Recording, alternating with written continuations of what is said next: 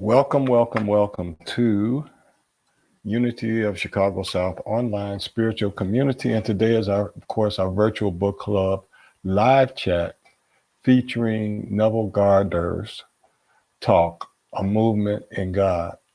Now, this second session is designed to go deeper into Neville's metaphysical teachings, offering practical application, communal reflection, and deeper engagement. Communal reflection means hopefully we'll be joining together. There'll be comments and so forth. Let me get the chat box out and ready to go. I'm Reverend R. Ken, your facilitator for today's part 2, A Movement in God. And I hope very much that you will get as much out of it as I have been getting. It has been a joyous, deep, let's see, what else would I say? It's not a roller coaster, but it really has reached down inside of me and done some shaking and said, hey, you're doing this, you're not doing this, look at your life and look at what the teachings are. Yesterday, just a little bit off subject, yesterday, I had the privilege of being with part of my family, and we had a great time reuniting. Not something we do a lot. And one of the members continued to speak of being blessed by God. And it made me think, like being blessed by God, being blessed with Jesus. And I had a different idea of it than I may have had, excuse me, years ago. And I wondered about people in New Thought in our movement that kind of jump around, let me say, and kind of maybe they're in New Thought, but they're not really in New Thought, or they're in New Thought and they leave New Thought and they go to the traditional, however it may be. And I'm saying, why do we do that? And as I looked at my own life and said, well, you how successful have you been with this practice? And it's like, yeah, I've had some success. Some of it was with the practice. Some of it just seemed to come, but not the kind of success that one would imagine happening when they have a real deep connection to the universe, the divine, the God. So I said, okay, that could be a reason. And then I remembered a couple of lessons ago that I spoke about something called spiritual patience. And I said, sometimes we run out of spiritual patience to fulfill that, complete the path, or complete the task necessary to get to the manifestation that we want. And I said, maybe sometimes we don't understand that it's spiritual patience and not our patience. Just like it's God's love and not our love, just like it's God's strength and not our strength, and just like it's God's wisdom and not our wisdom. And so we don't get into what spiritual patience might look like, what it might be, how it might play out in our lives. And we interject our patience and we say, I've had enough, it's time things should change, blah, blah, blah, blah, blah, blah. Well, with Neville's teachings, I find that I would say, it includes unspoken practice of spiritual patience. He tells us that about his brother in our first session, and how it took him 20 years or so, or 10 years, I forgot exactly, but it was a length of time before he was able to get this property, I believe it was, a store that he wanted with his name on it. And then he became very wealthy after that, from that period on. And there was some spiritual patience involved with that. I'm sure that his brother probably ran out of patience at times, but found a way to get back to it. And today's lesson is going to talk a little bit about how we handle that and how important it is to be able to handle it. So the lesson that I want to share, the personal lesson that I want to share with you, is that it's very important for us to develop an understanding of spiritual patience. And spiritual patience doesn't mean we wait 50 years before whatever. And it doesn't mean it happens instantaneously. It may happen instantaneously, and it may take time, and it may take a long time. It may take that 40-year period the Bible speaks of, which is an indeterminable period of time, but it's a period of completion.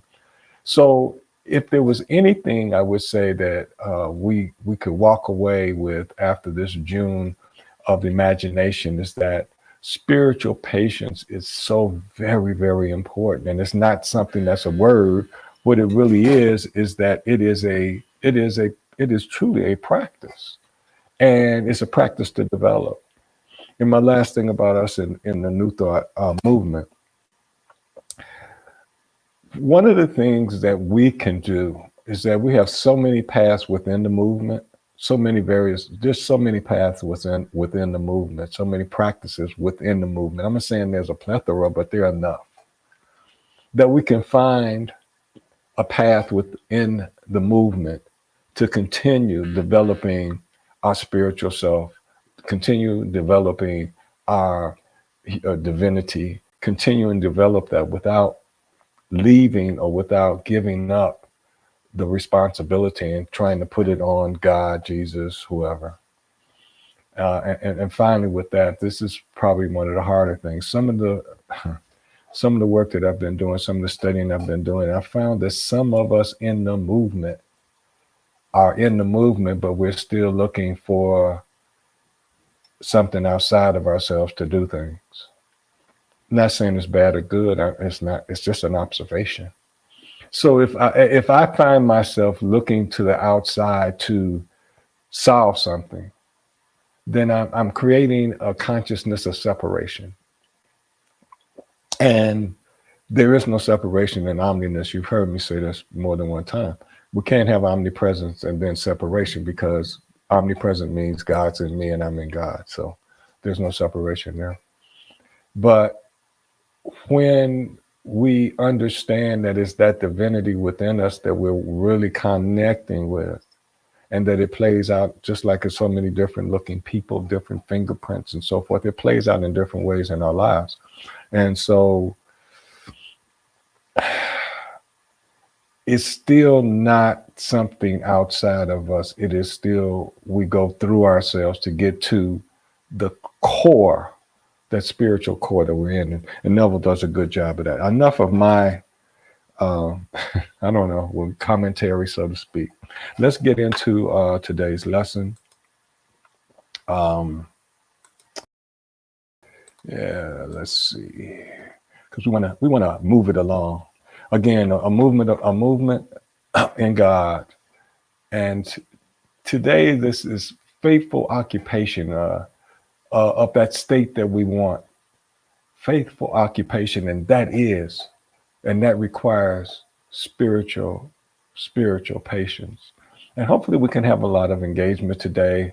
We're going to have a few prompts along the way to help people kind of be stimulated, let us say, to participate the best we can. To recap what we have gone through real quick is to realize that this movement is not a physical movement. Now, sometimes I speak with one of my reverend compadres about this. Sometimes you have to do something physical so you can get out of the melees that you might be in. But the movement is not physical in itself. It's a change of consciousness. And sometimes that physical work will allow us to just see things differently and allow our consciousness to be lifted in a sense. We want to understand, if we can, that we live in a field of infinite states. You right now in a field of infinite states. Me right now in a field of infinite states. No matter how we might feel, no matter how depressed we might feel, no matter how overwhelmed we might feel, we still live in these infinite states of possibilities. And so it's not about I just can't be depressed or I can't feel It's the fact that I'm feeling that, but I still live in this, and I'm just trying to move into this outside of what I'm feeling. And that's not always the easiest thing to do.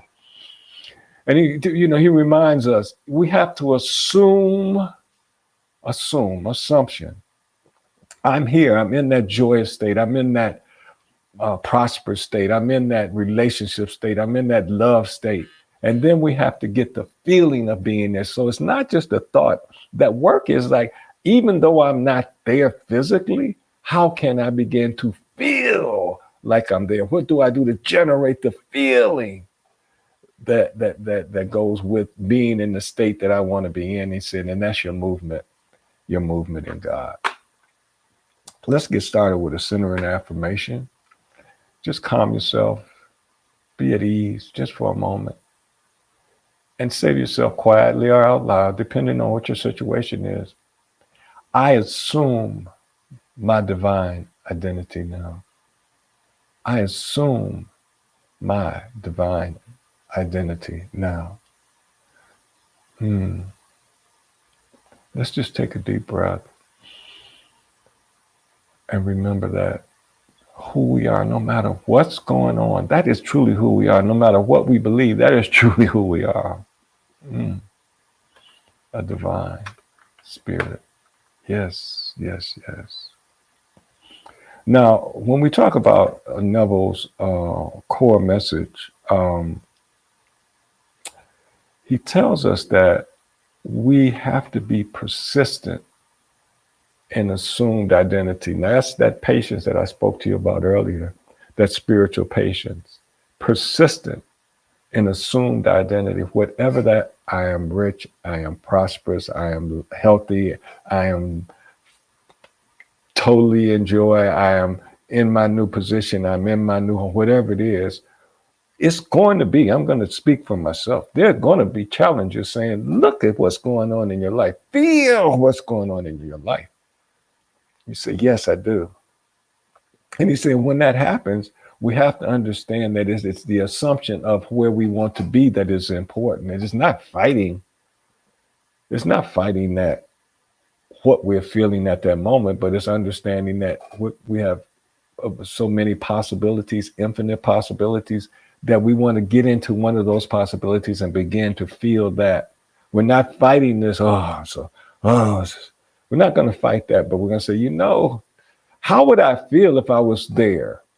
How would I feel if I had this? How would I feel? And the challenge for some of us is, how would I feel if I had this? And we say, but I don't have this. And it's like, he's not saying play like you have it. He's saying grab the feeling that you would have if you did have it. Challenging. And he reminds us again of remaining faithful to that assumed state. So what does that mean? What does that mean? Remember that it's not a one-time act. It is a daily practice. And if you slip, what I just said, gently, return gently to the chosen state. So yes, I'm seeing everything that's happening. This is real. It's right now. I can feel it. I can touch it. I can taste it. But there's an assumed state of the infinite possibilities in the universe that I want. And I'm going to assume the feeling in that state. The feeling. Well, I've got holes in my shoes and my clothes are raggedy. I probably need a bath. You're telling me to assume that I'm rich. Assume that I'm prosperous. Assume. How would it feel if you were?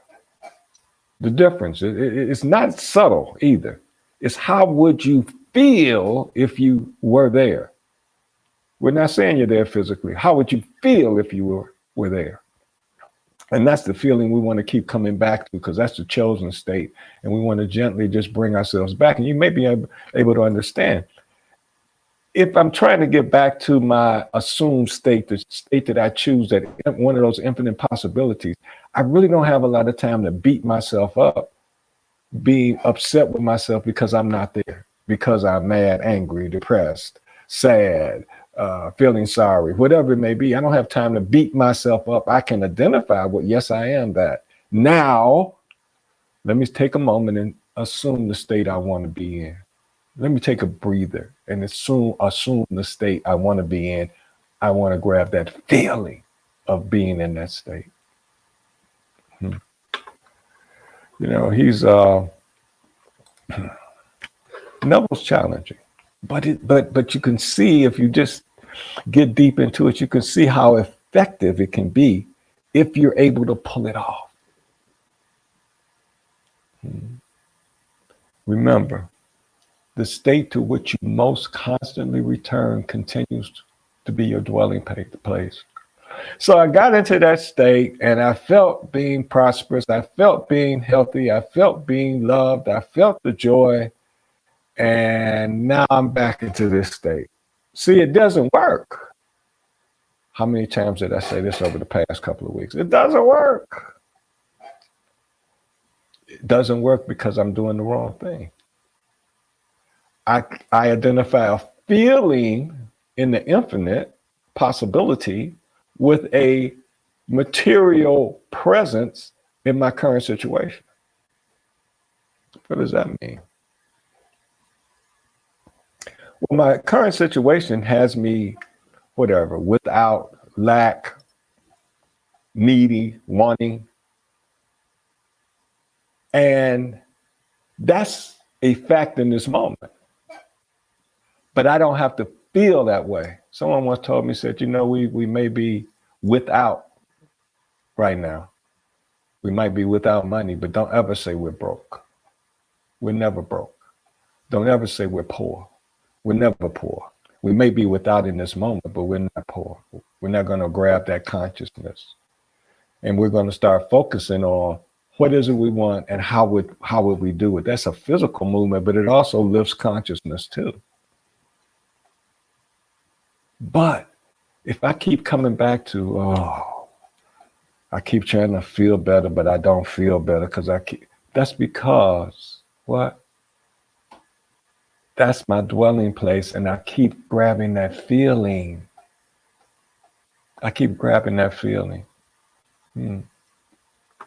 Wow. This ain't no joke, is it? Talking about practical application of living in the state. And we want to know how do we occupy that state that I've talked so much about? What are some of the keys that we can use to occupy that state? Well, first of all, consistently state where you want to be. Wow. Yeah, that infinite possibility is open to me. Wow. That house, that car, that bank account. Yeah, I can feel how it makes me feel to go to the store and pick out everything I want because my bank account is overflowing. So I never have to, that feels so good. There are no limits in what I can purchase, how much I can do, where I can travel. That feels so good. Imagine the feeling. Last week, Reverend Stephanie told us about various methods that we could use to help change consciousness, vision boards and such. This is a little more difficult because we are imagining the feeling. And that's where we get into the emotional alignment. It is the feeling, the emotional alignment is the feeling, the emotional alignment. So what we want to get is not only the picture that's on the vision board, as she mentioned, and she also mentioned there's a feeling that goes with it. It is the feeling part that is the most important part. So seeing that car, seeing that house, seeing that relationship on the vision board, it's fine. But if we think that it is something we should just dream about and see in our mind, it is the feeling. So we can see it in our minds, but if we don't have the feeling of being in that house, being in that car, being in that relationship, having that bank account, then we're missing it. And sometimes some of us in New Thought, we miss it that way. Because we're still looking at the material, even though scripture says, and for other people who maybe more scripture more than New Thought, it is, it's your Father's good pleasure to give you the kingdom because your Father already knows what you need. But how do I access it? How do I occupy it, as Neville says?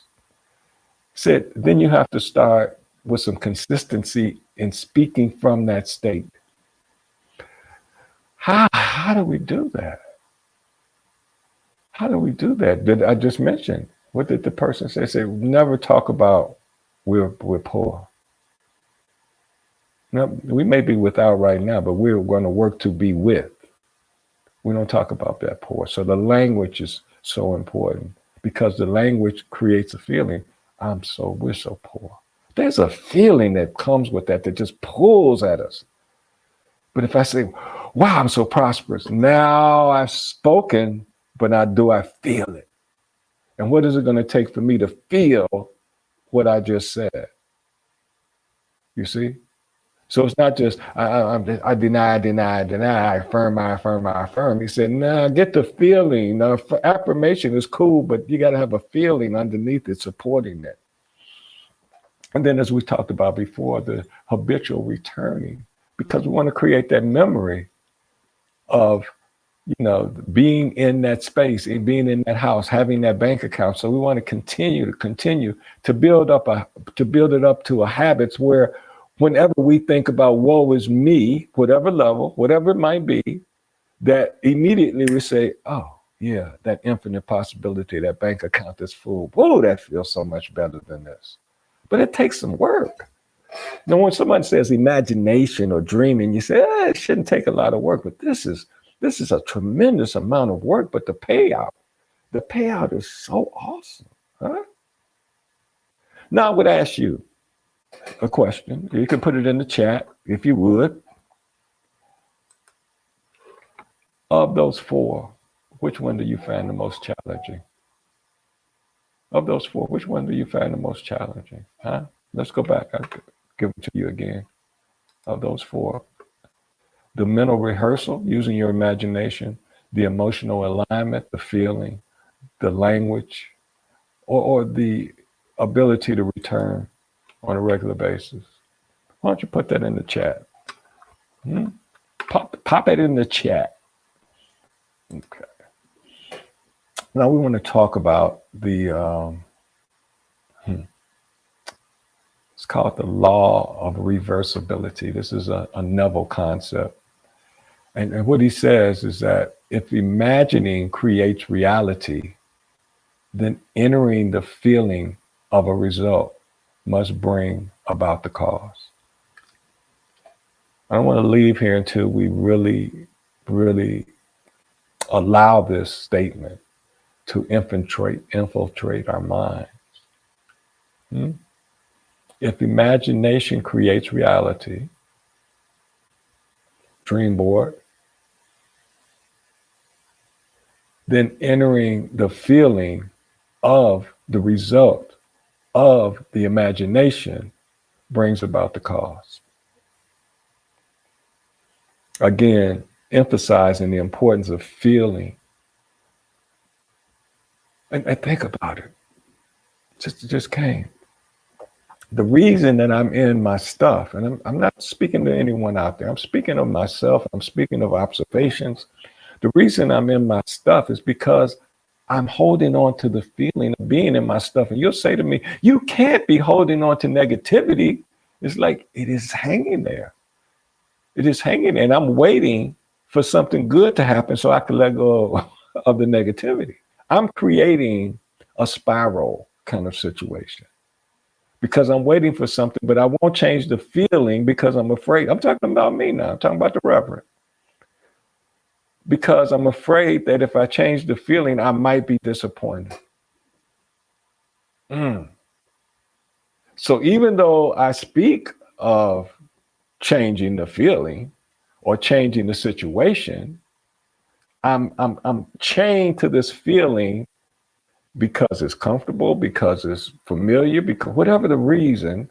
But once I understand that that's what's holding me, then my work is to go to those infinite possibilities, choose one, and decide that I'm going to embrace the feeling that is associated with that possibility. And if I believe this process, then as I enter the feeling of the possibility, as I embrace it and practice it and continue to practice it and continue to go back to it, and when I slip, to gently take myself back to it, as I do that and do that and do that, it must cause a change in my life. Mm. So like feeling love, that attracts love. Feeling success, being placed into a successful situation. Huh? That's what okay, I see this job, I see this what. Another thing that happens is that sometimes we have the vision, let's say the job or the house, something material. We see it, and when it comes, it's not exactly like we saw it. Sometimes it's not as good as we saw it. You say, well, is that my fault because of my feeling? I'm not going to say that. I'm going to say that if it comes at all, partially, somewhat, a little bit, if it comes at all, then that means there's a possibility that it works because it came a little bit, right? So maybe if I put even more energy into embracing that feeling, being patient, spiritual patience, and then being open to the possibility that it could even be greater. Wow. So yeah, I have the house in my vision. I have the car in my vision. I have the relationship in my vision. I have whatever it is in my vision, but I'm not going to limit myself to just what I see. Hmm. Hmm. Wow.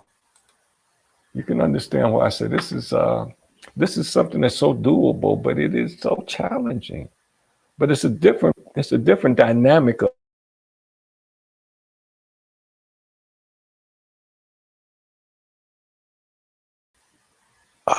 Many of us may not have put so much in.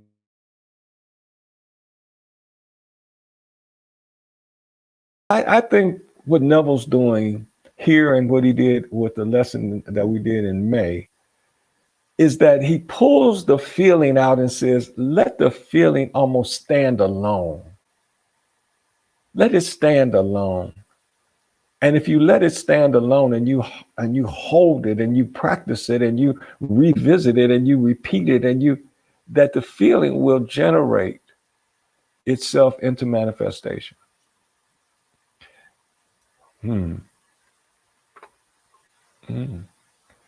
If a physical fact can produce a psychological state, then a psychological state can produce a physical fact. Wow. Wow. Just ponder that. Ponder that.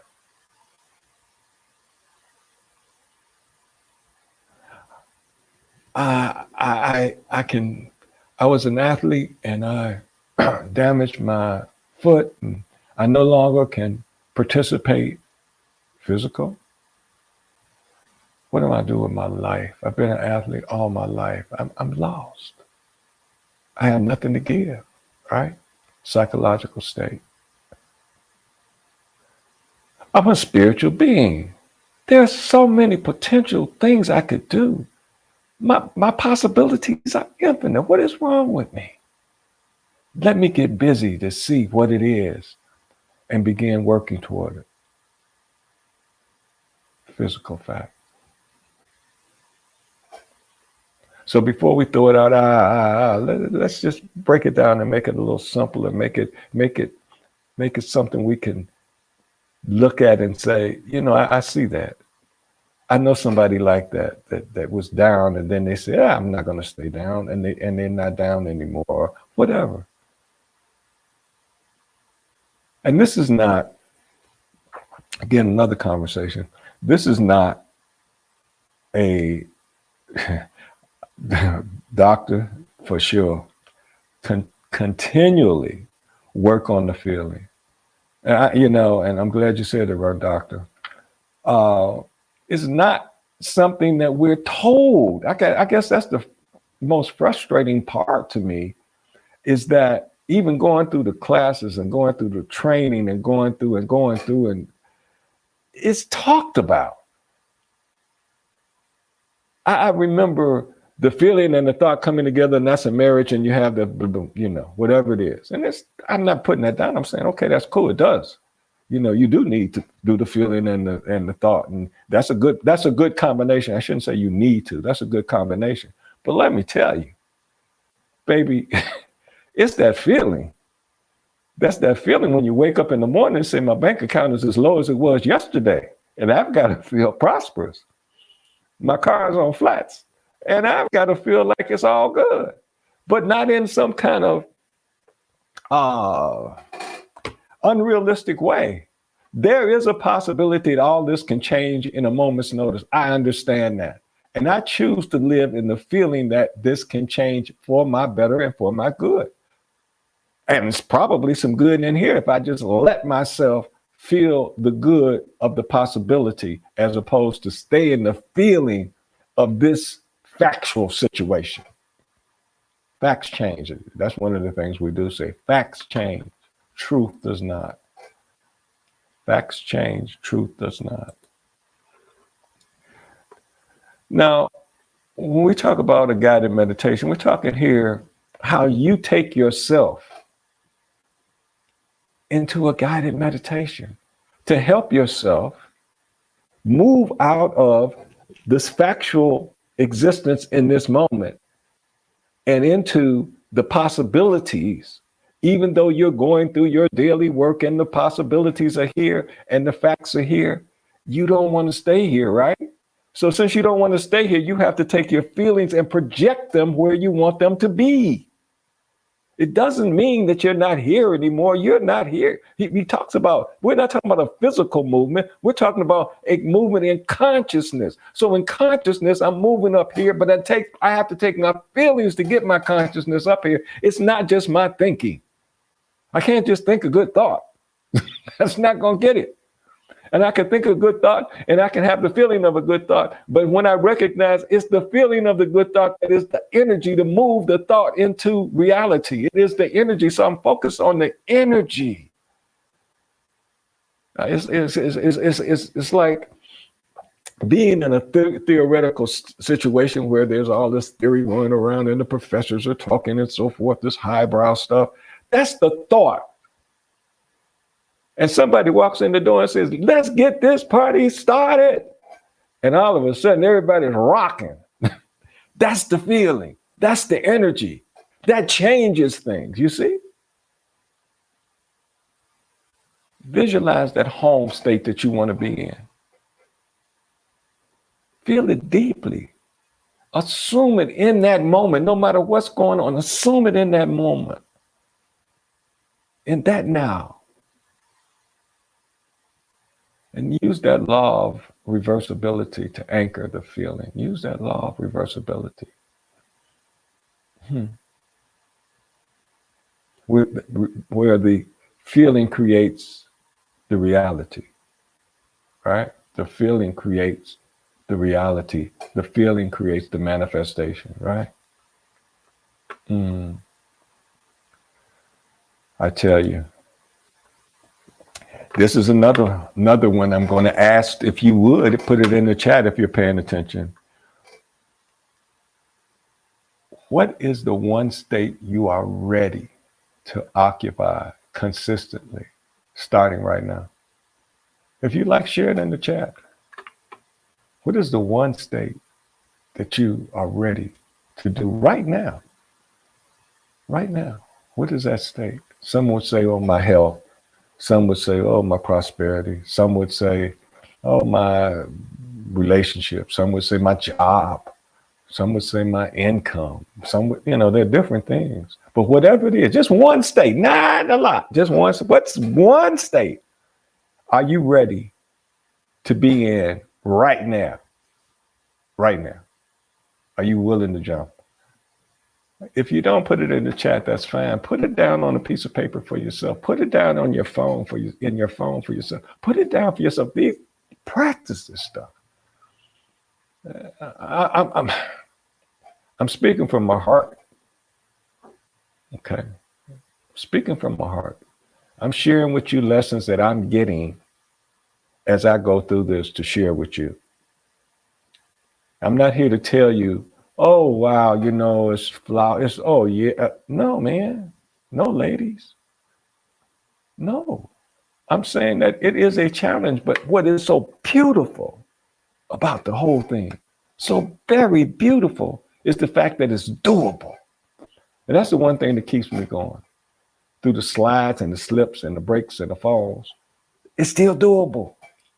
Doesn't matter. I'm here and it's doable. Those are the two things that keep me going in some of the darkest times. I'm here and it's doable. I'm here and it's doable. And that's all that counts. I'm here and it's doable. If you hold that, that's my own personal to you, to each one of you that are listening today and maybe listening later on. Just if you would say, I'm here and whatever it is that I want is doable, because there are infinite possibilities. Maybe I've been trying to make it go down this particular path, this channel, and I should just let it go how it's going to happen and just know that the possibilities exist and put myself into those possibilities, put my feelings into those possibilities as we roll on to the end. Yes.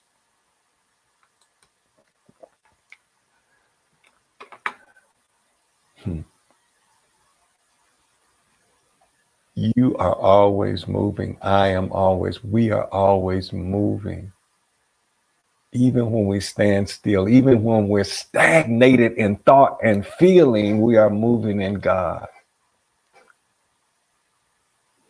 Stagnated in thought and feeling, and I'm moving in God. Yeah, because I'm stagnated, but I'm thinking the same stuff. I'm feeling the same stuff. So I'm still moving in God. And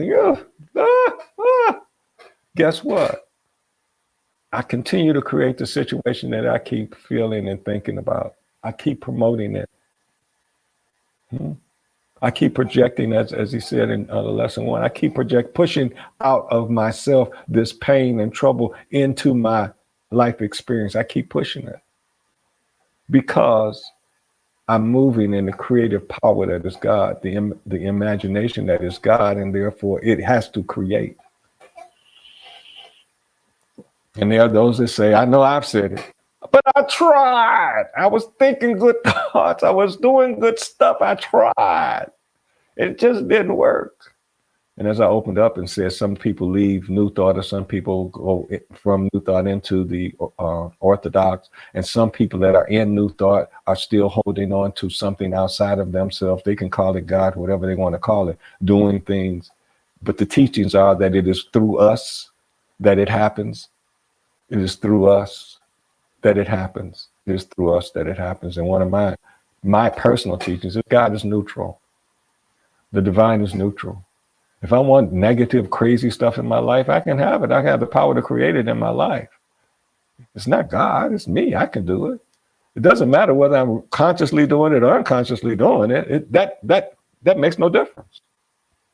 What's more important than anything else is that I have the ability to consciously make a difference. And if I focus on, I have the ability to consciously make a difference and work with that and not the other stuff, the hard stuff. This is hard stuff because I'm living in this, man. I'm living in this. Know that every thought is an act of creation. And that's that negative stuff that I didn't realize that I'm thinking, perpetuating and moving, pushing out into the light. Even that stuff is part of creation. We're always, you, me, we're always assuming something. We're always assuming, oh, it's not going to work. Oh, it's going to be great. Oh, it never happened. Oh, we're assuming something, projecting ourselves into one of the infinite possibilities. And many times we don't realize we're doing that. So what he's saying is that we might want to start choosing consciously what we assume to be. That's not easy either. You know? What they say, you always assume the worst in people. You always assume the best in people. Those that assume the worst in people get shocked sometimes, and sometimes the best comes out of people. And those that assume the best sometimes get shocked, and the worst comes at them. That just happens to be a fact at that time. I'm not going to change where I projected into the possibilities of the goodness of everyone or anyone. because of this incident right here. I may be more cautious. I may not extend my hand so far. There may be changes that I make, but I'm not going to take that feeling that I have out here and this possibility of all things being good or whatever it might be because of an incident. Can't do it. I understand now that my feelings are where I'm going to go. So I have to be very, very careful. It's not just being careful with another person, your mate or your possible partner or whatever. It's being careful, period, where you place your feelings. My goodness. Every thought is an act of creation. That's some heavy stuff. That's some heavy stuff there. So what can we do? We can do this. We can do this. We can be still and know that I am God.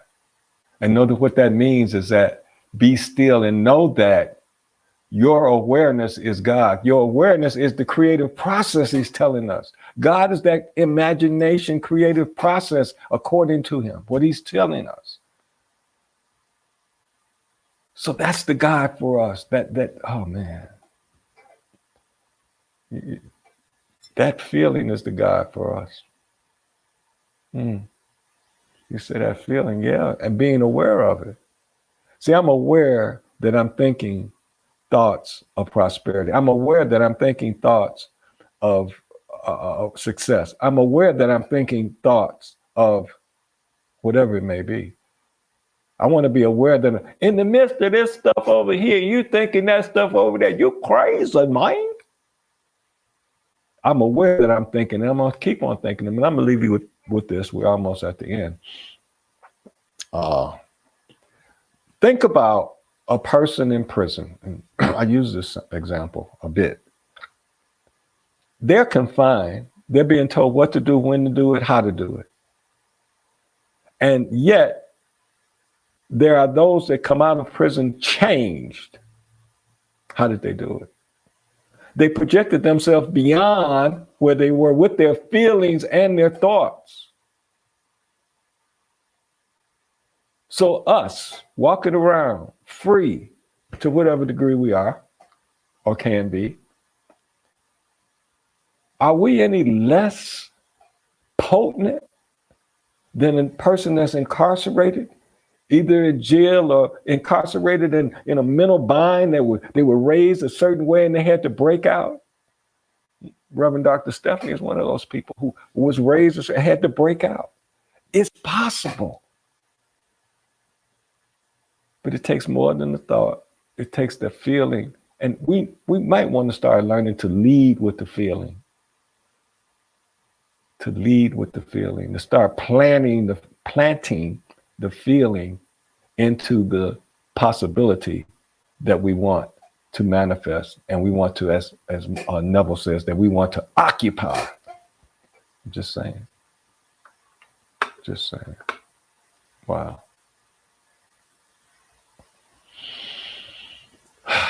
This has been good for me. I hope it's been good for you. Together with this closing affirmation, just say it to yourself or say it out loud if you can, wherever in your space. I dwell in the state of my fulfilled. I dwell in the state of my fulfilled desire. That's where I dwell. Well, but you're not there now. Remember, we're talking consciousness. So I dwell there. And since consciousness is there, guess what? I eventually have to get there. Through spiritual patience, I will get there. The more I return to where I dwell, this is where I dwell. But you're in prison. How you gonna dwell in that community? That's where I dwell. When I get out, I may not be in that community. I may be in another community. It may be greater than I thought. It may be the same. But guess what? It was from me taking where I dwell, going into where I dwell, occupying that feeling, taking that feeling and allowing to occupy where I choose to dwell that brought me there. And I do, you do, we all do, live in the feeling of our answered prayer. Answered prayer. I can't wait till it manifests for me to feel it. It's my feeling that promotes the manifestation.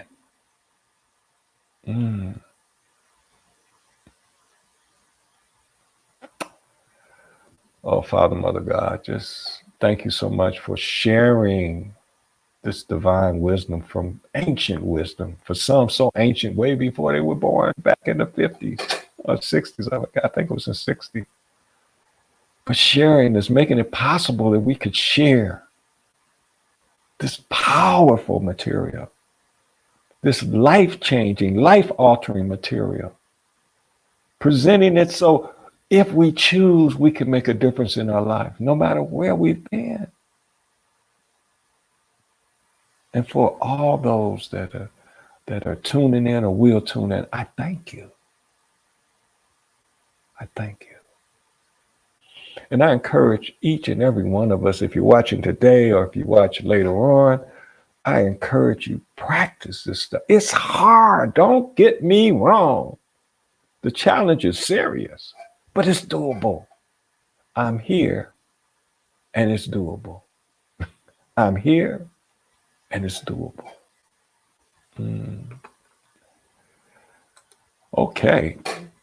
I want you to join us next week by online, by Zoom. I believe they use Zoom, for the Unitarian Universal Society in Geneva. I'll be the guest speaker out there. I'm happy to be going back out there. The talk is entitled Celebrating Spiritual Freedom. And I do encourage you to find a way to share and support us. You know, we've been asked more and more now, if you've been watching our Sunday celebrations, we need your support. You can support us in many ways. You can support us by financially. You can support us by sharing the information. You can support us if you have not become a follower or a subscriber, or you can do that. What we do is not free. It costs to do it. I know what you're saying, but it's not a big church in a building and you don't have all these people now. Trust me, it costs to get it done. So whatever you're able to do along any of those lines is not only grateful, it's appreciated, and it's already blessed. Already blessed. And I encourage you to, not because I'm the great Reverend R. Ken, but because this material, the slides, the lesson can change your life. The download. Please download the material. Go to our website, unityocs.org. Some of you have to do the HTTPS in front. And download this talk. It's 6 pages, I believe. And 6 pages, 14 print, 13 print points, print. 13-point font, brother. And have it handy. Along with part 1 and part 2 and having the material, I think if we really put our minds to it, we can make a change in our lives and move it where we want it to be, move it into one of the infinite possibilities that still exist out there that we have not decided to occupy yet. But as of today, we're going to choose where we're going to occupy it. Thank you so much for being a part of today. On behalf of the Unity of Chicago South community family, I bid you namaste. And until next time, blessings and bliss.